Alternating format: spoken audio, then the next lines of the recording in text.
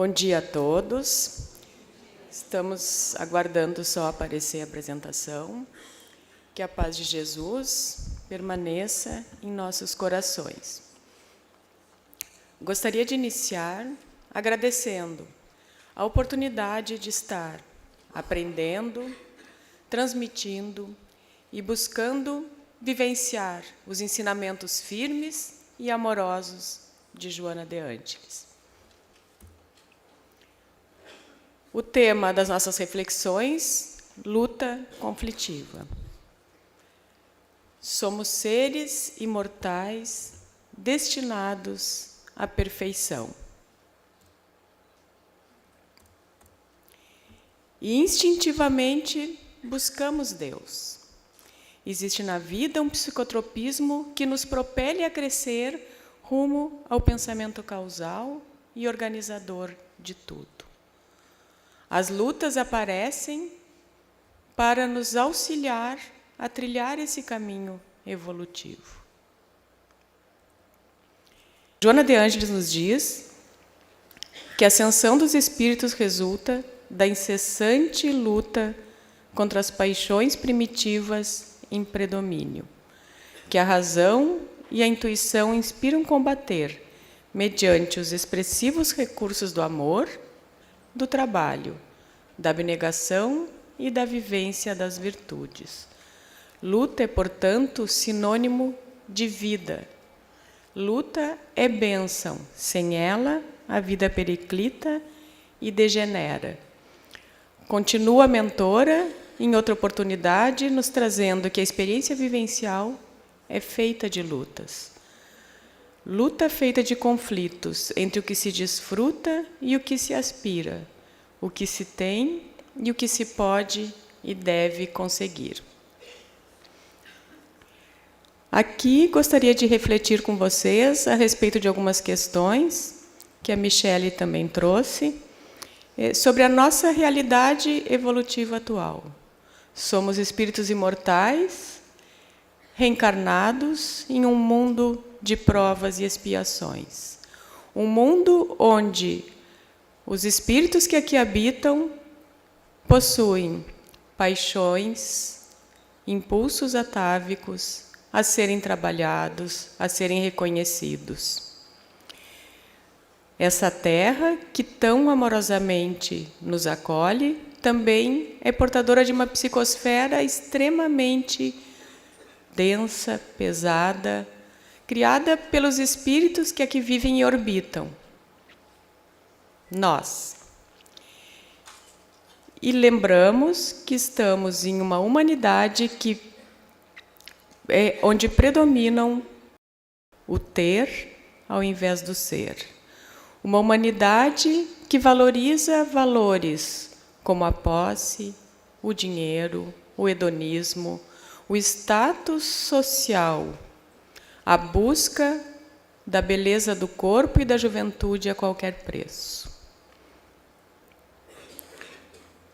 Ao lado dessas questões, temos também o fato de que temos conquistas, claro, e dentro dessas conquistas se encontra a nossa capacidade cognitiva de saber, através das vivências espíritas passadas e através da nossa intelectualidade, muita coisa sobre o espiritismo, sobre a espiritualidade. Os livros de Kardec, André Luiz, Joana e tantos outros, as mensagens psicofônicas, psicografadas.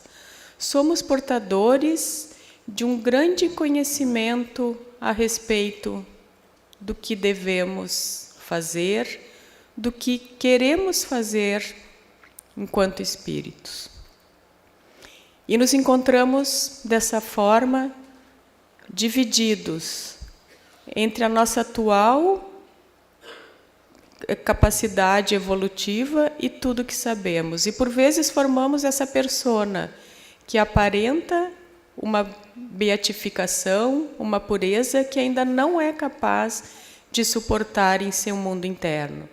E ficamos divididos entre essas duas realidades, entre o que eu sei e o que eu gostaria de ser, mas o que eu ainda não consigo. E aí chegam as lutas, que nós vamos seguir falando aqui. Neste ambiente, importante também lembrar, como Joana de Ângeles nos traz, as questões relacionadas à crença religiosa, pois que somos portadores de uma herança, de uma tradição judaico-cristã, de um Deus punitivo, castrador, um Deus de culpa, infantilizador. E, por vezes, usamos a religiosidade como forma de negar os nossos conflitos. Infantis que somos ao entender essa questão. Temos a mentora nos trazendo o lado estimulante, psicoterapêutico, consolador e libertador da religiosidade e da espiritualidade.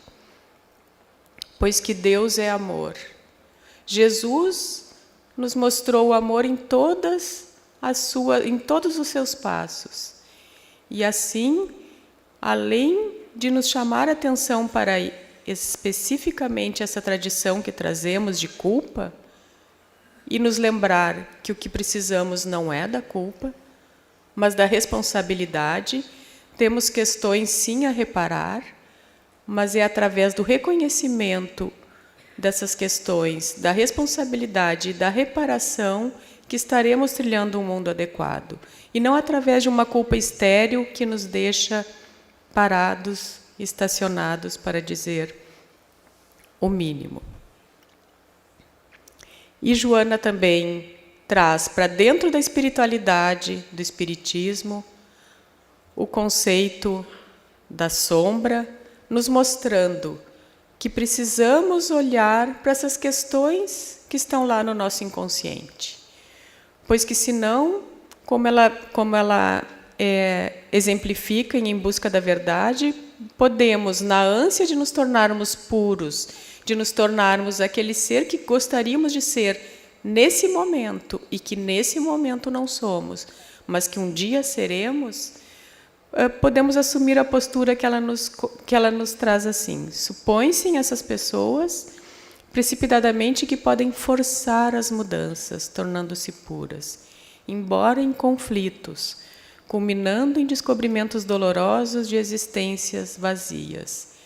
Assumimos uma postura para nós e para o mundo interno, e para o mundo externo, para a sociedade, incompatível com as questões que, mesmo negadas, elas continuam dentro de nós. A sombra que podemos trazer como todas essas características não vividas e que ficam no nosso inconsciente e que formam uma personalidade parcial em nós, não reconhecida. O nosso lado obscuro, que geralmente é inferior ou primitivo. Aqui, especificamente, trazemos esse lado que não só é inferior ou primitivo, mas também olhar para esse lado nosso nefasto, perverso, trazido de encarnações anteriores, que só vão ser diluídos, ressignificados, se nós assumirmos que um dia tivemos essas questões e que ainda precisam ser trabalhadas.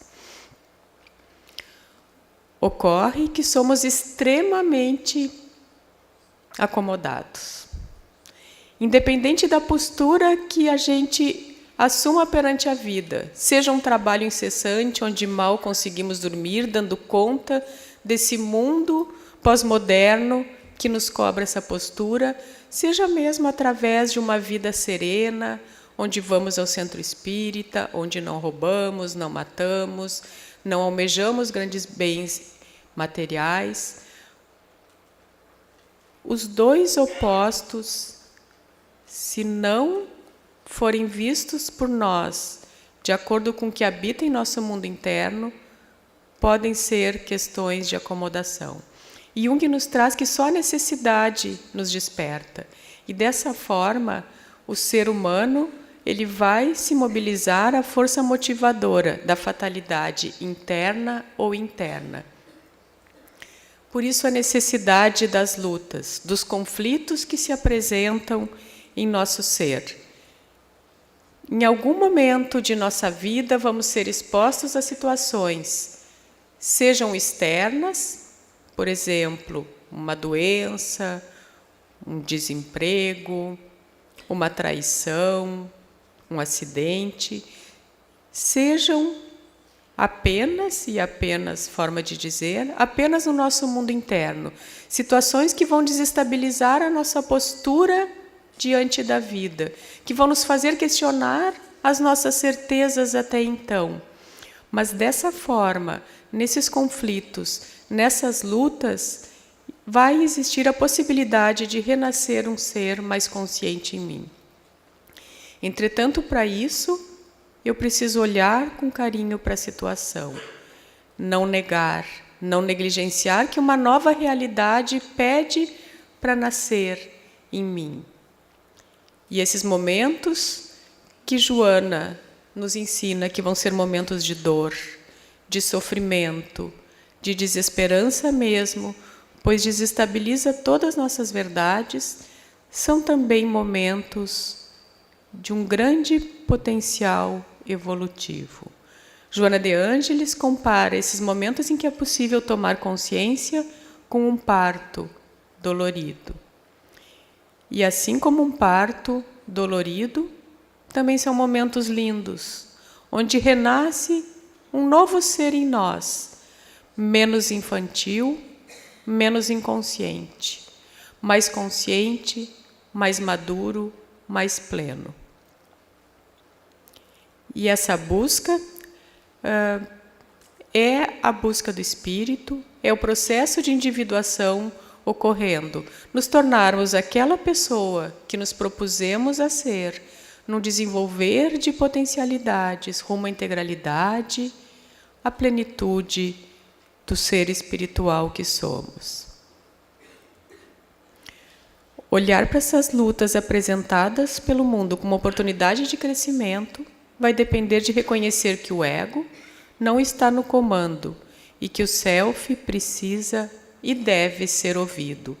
Self, totalidade da psique, self, espírito imortal em nós, espírito imortal que somos, centelha divina em nós.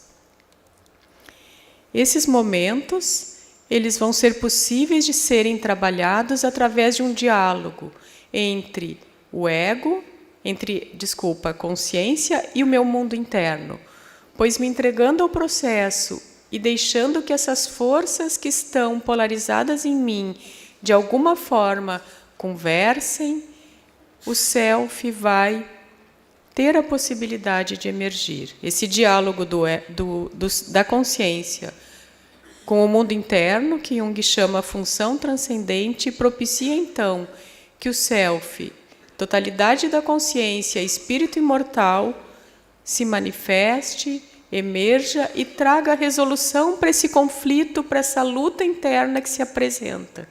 Mas essa solução, ela não vem de forma racional, ela vem através de uma instância que percebemos quando estamos entregues, envolvidos e que geralmente não sabemos explicar. E, inevitavelmente, vamos descobrir que o nosso adversário é interno. Vamos deixar de projetar as nossas questões na sociedade, nos familiares, nos filhos, nos pais, nos amigos, ou o que chamamos de inimigos, coloquialmente. Vamos de projetar no externo e vamos perceber que o nosso inimigo é interno, que essa luta é nossa, que essas questões que nós projetamos são nossas e são as paixões dissolventes que aturdem o ser e que em desalinho encarceram a nossa consciência em conflitos, gerando os tormentos a que se entregam aqueles que se deixam vencer pela culpa, transformada em fobia, ou em angústia, ou em ansiedade, insegurança, ou em transtorno neurótico de outro porte qualquer. Sabemos que o nosso destino é Deus, o Criador.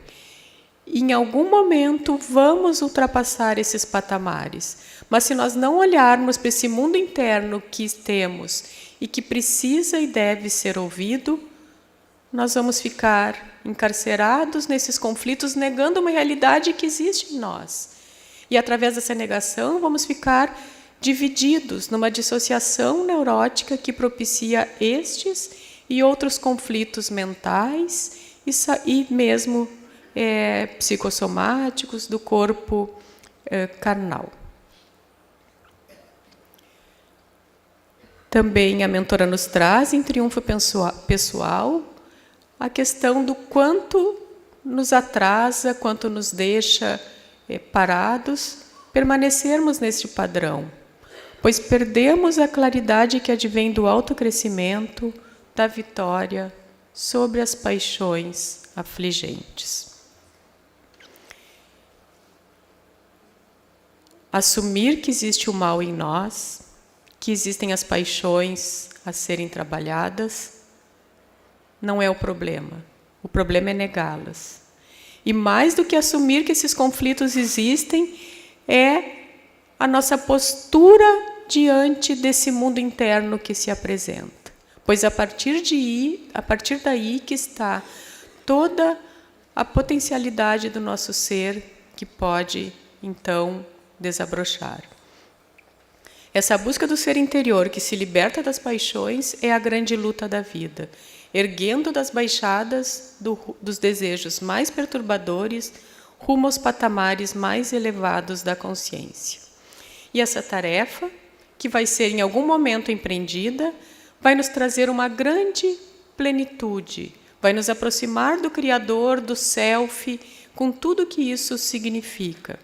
Pois nenhum conflito vai se expressar, o sentimento de amor inunda todo o campo dos sentimentos e pensamentos, propondo sempre mais ação e desprendimento dos impulsos atávicos do passado escravizador.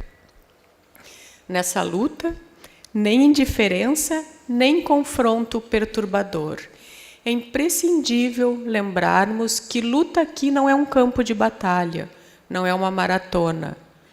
Luta é bênção, luta é vida, vida é amor.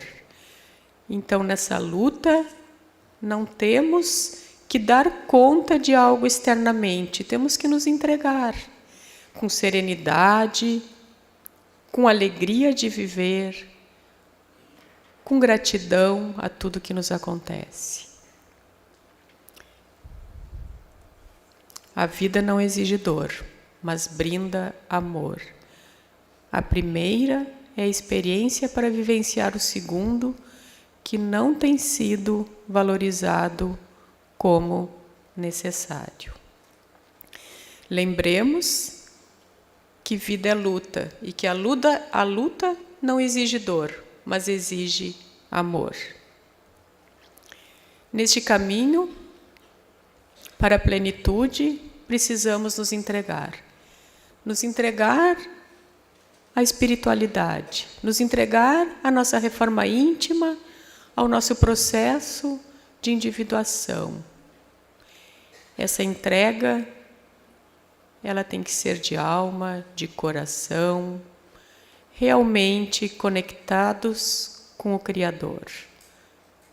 Sabedores das nossas potencialidades intelectuais, benéficas que são, devemos entender que não podemos agir só de acordo com o nosso mundo egóico, mas que temos que dar passagem ao Self, Espírito imortal em nós. Passagem, entrega. Neste caminho é preciso humildade. Humildade do ego para reconhecer que é um excelente executor do Self, mas que o Self, totalidade da consciência, Espírito imortal, está no comando. Humildade para reconhecer que temos, sim, questões a serem trabalhadas em nós. E de forma alguma esse é o problema. O problema é não reconhecê-las. Humildade para saber que temos essas questões, mas também consciência. Consciência de que somos espíritos em um grau evolutivo que já tem conquistas.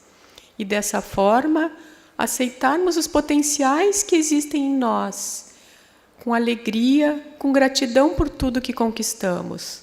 Nem seres inferiores, nem seres superiores comparados à divindade neste patamar evolutivo.